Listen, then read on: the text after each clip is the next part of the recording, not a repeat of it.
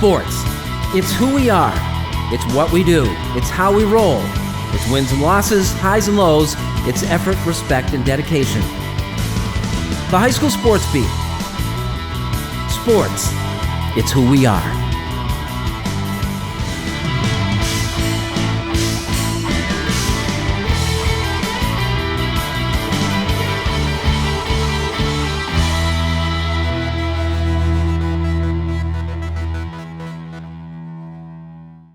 Hello everyone, welcome and thanks for joining us on the High School Sports Beat. I'm Dave Yates. We continue our look back at 10 years of covering Section 5 sports with a look back at Santita Ebangwese from March of 2014. Here's Bill Punko. Which brings us to Pittsford Sutherland High School. The Knights made it to the state championships in Troy, thanks in part to a success-filled commute.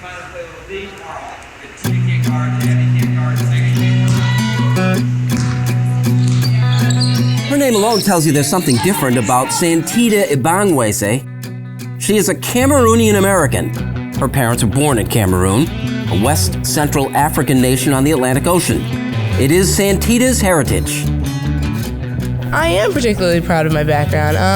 It doesn't come up I don't tell everybody that, but I think you can tell that I'm not completely just Black American. I have something else in me. So it's fun. I like to be from Cameroon. Well, my parents from Cameroon, be a Cameroonian American. Your parents ever talked to you about Cameroon? Do you know a lot about what your parents' native country is? I know some. I know some. I know a lot of my relatives, but when I went there, I was too young to remember. But they do tell me stories about when they were there, and they said it was they like it. They like to go back when they're retired. Would you like to see it again? Yes, I would. I would love to see it again and see where my parents grew up. Second generation immigrants from another country always seem to have the drive and appreciation that it comes with being in the United States, maybe.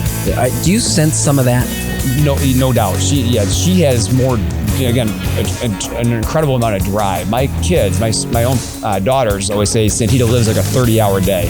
Given the sports, the activities, the student government, the instruments, all this stuff she has going on that she somehow squeezes into this one day. It's pretty amazing when you put it all together, and it's almost exhausting just thinking about it. Santita is an all-around star at Pittsford Sutherland High School. She's 6'1", powerfully built and driven. Ebangwese played a key role on the Knights State Championship volleyball team and has a chance to accomplish the same with the basketball team, which reached the state Final Four. We talk about kids that are bucket fillers, that bring emotional energy to the gym, and she is a bucket filler. She comes into this gym with a positive attitude every day and really pours her heart into that, whatever group activity she's in, and for us it's basketball, and she's just tremendous. That's a contagious trait, isn't it? It absolutely is, right? It rubs off. Her energy rubs off on other kids, and she's, it's a great example of how the sum of the parts is perhaps, greater together like that than they are individually, and she really, makes that work. And she doesn't live in Pittsford. Ebangwese, like her brother and sisters before her, is a participant, a beneficiary of the Urban-Suburban program. Urban-Suburban dates back nearly 50 years to the racially charged 60s, with a mission statement of reducing racial isolation. Students accepted into the program can choose to be bused into any of 8 school districts. The Ebangweses, who live in Rochester, send Santita on an hour-long one-way bus ride each day to Pittsford and pick her up each night. I love going to school in Pittsburgh. I love the education, I love the people. It's a little different atmosphere, and since I've been doing it since I was, 6 or 7, I don't really mind. She's here all day a lot of the times, and there are a few people on our team that she'll go over to their house after school and stay there. If we have late practices, she'll go there and stay there from maybe 2:20 to 7:15 at night until she has to come here and go home. So we do try to make it as much of a home for her as possible, and she has so many friends here. It kind of comes naturally. She's an amazing kid. She's really funny, so I think people are just naturally gravitated to her. Do you ever think about how your life is different as a result of all this moving around? Yeah, I feel like I'm a lot more active. I know how to handle myself in a lot of situations, and I like that it gives me a chance to be responsible and learn some life lessons I probably wouldn't learn if I wasn't in this situation.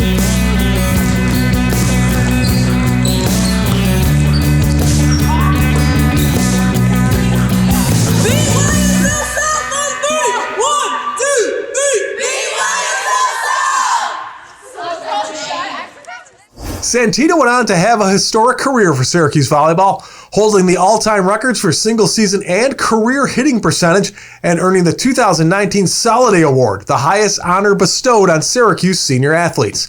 Santita is currently playing professional volleyball in Paris while working on her master's at the University of Paris-Saclay. Coming up next, Matt Trable joins us for the High School Notebook. We'll have that when the High School Sports Beat continues.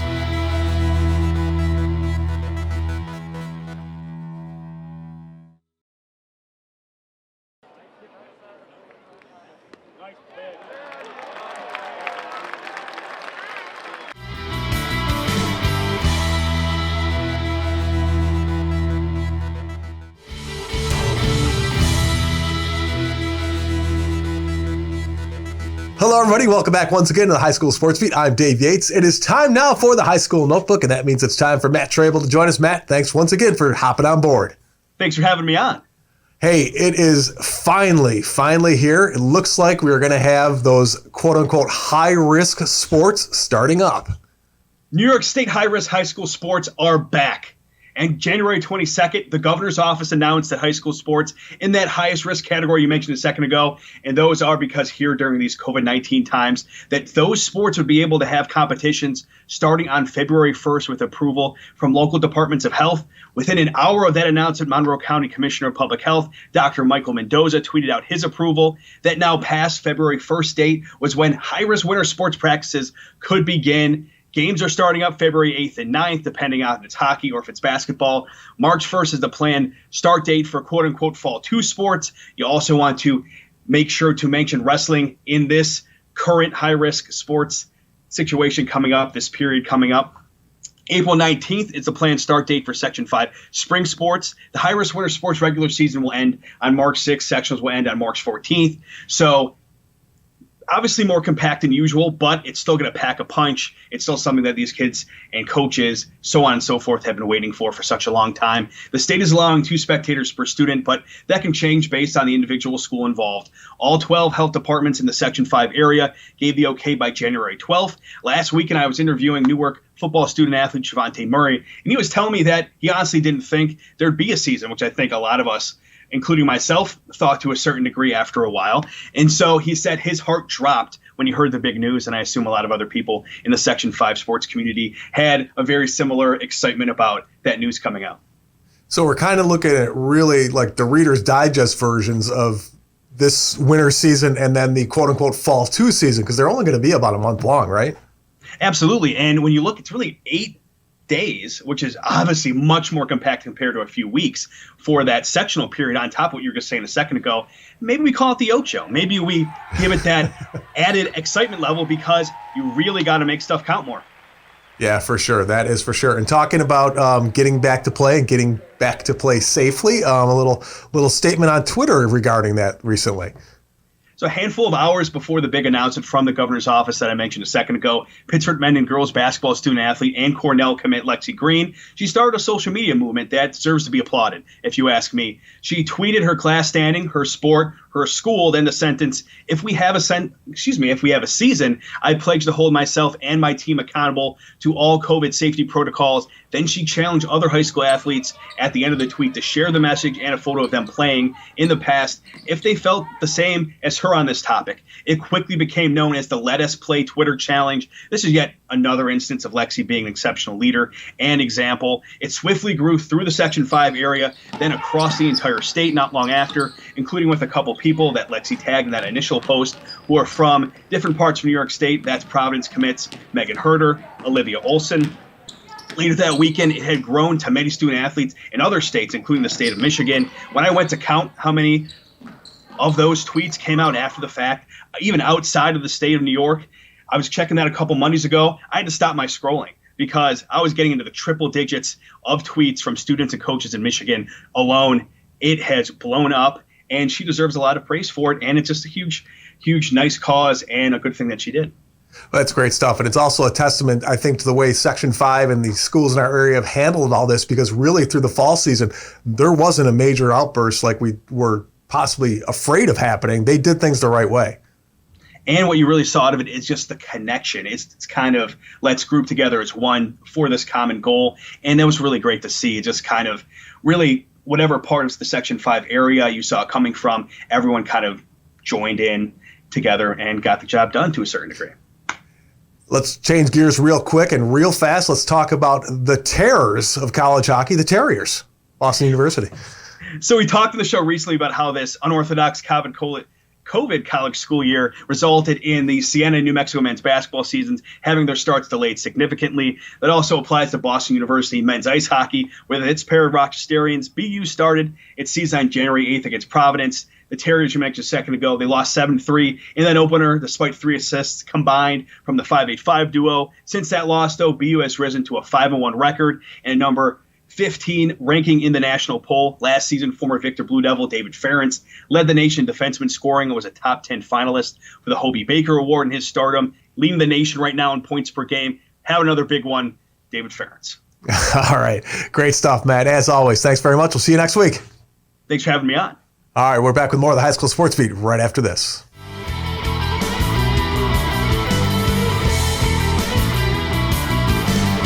Coming up next, the Making the Grade nominee with Kyle O'Gara, and later the Class AA Finals between Athena and Fairport from the Big House. We'll have those highlights when the High School Sports Beat returns.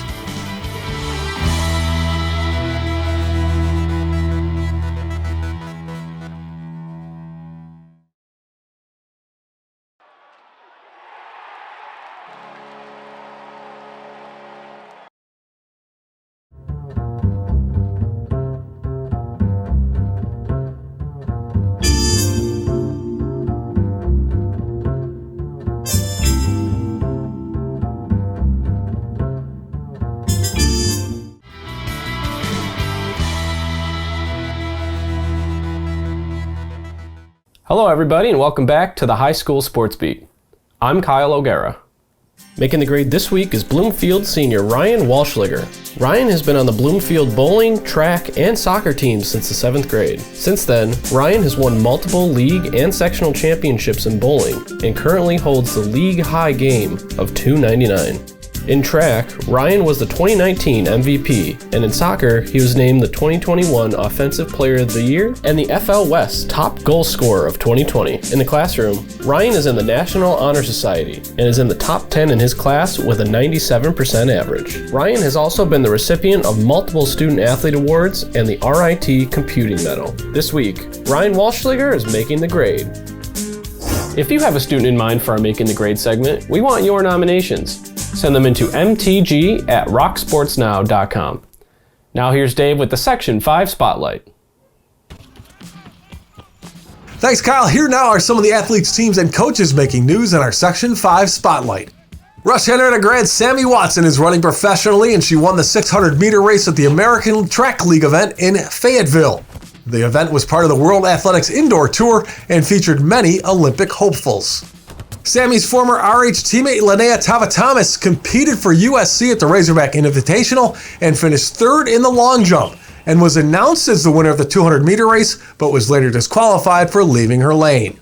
And finally, the combined boys swim team from Batavia and Batavia Notre Dame fielded a record-setting 400-meter relay team in the Genesee Region Championships.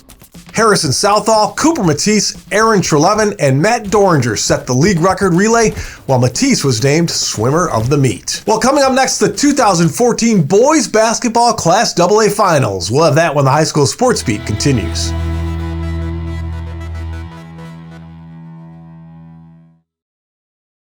Came now to Eichel. He floated one. Score!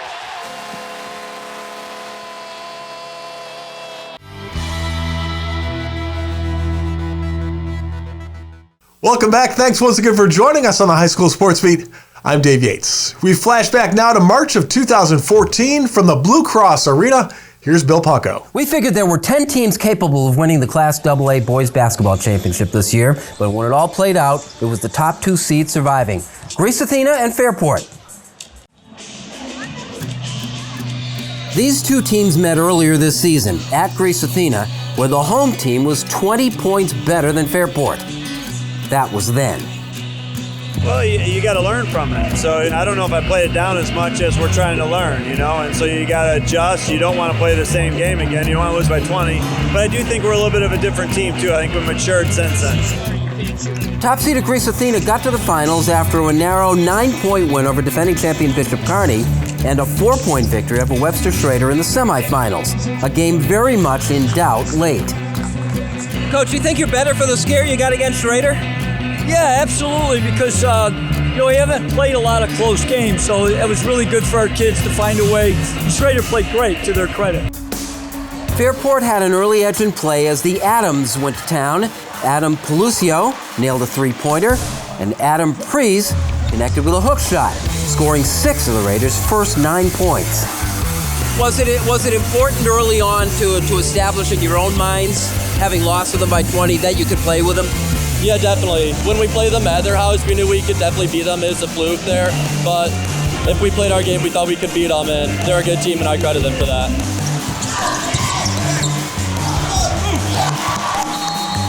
Athena led by 3 at the quarter. In the second, Dion Hamilton found Peter Florin for the basket and a foul for the three-point play. The Trojans led by as many as 8. With Anthony Lamb in early foul trouble, Hamilton took over the offense and attacked the basket. Hamilton wound up with 12 points in the first half. But with Prees matching Hamilton's dozen, Fairport was only behind by 4 at the half.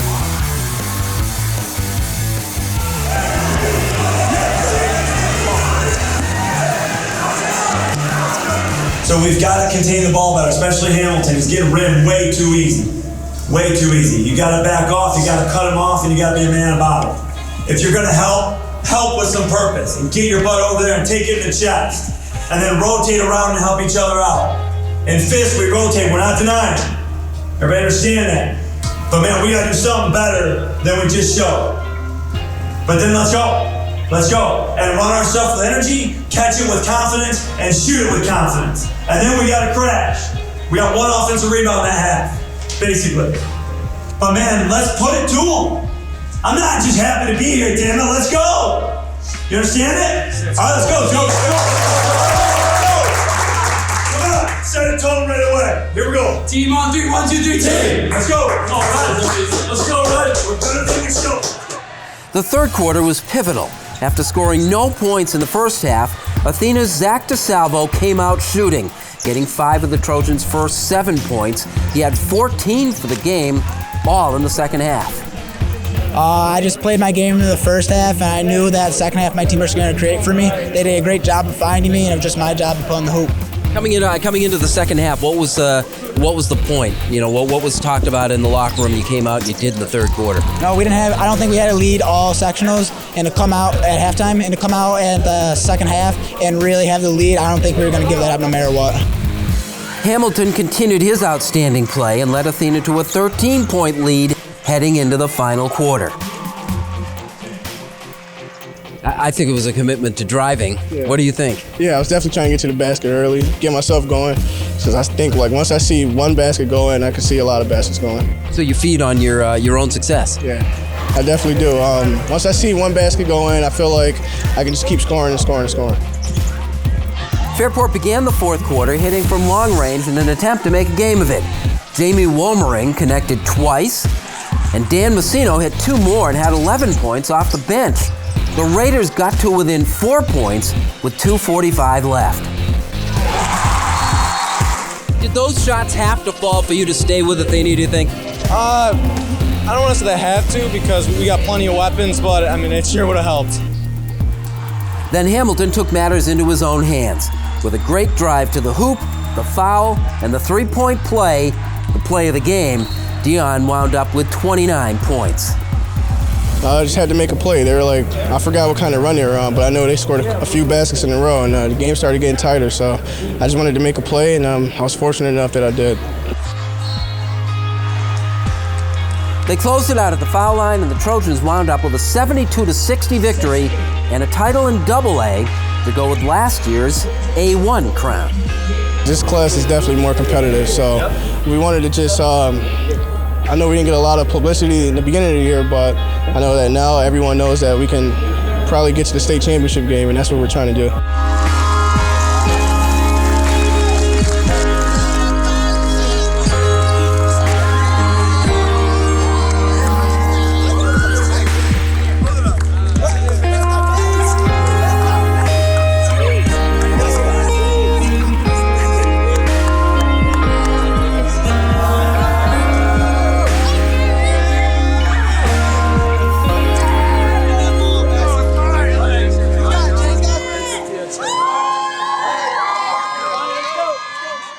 We'd like to thank the athletes, teams, and coaches in Section 5. And if you've got a story you'd like to share with us, let us know. Send an email to rocksportsnow@gmail.com. Thanks for watching. Be safe, and we'll see you next week for more of the High School Sports Beat.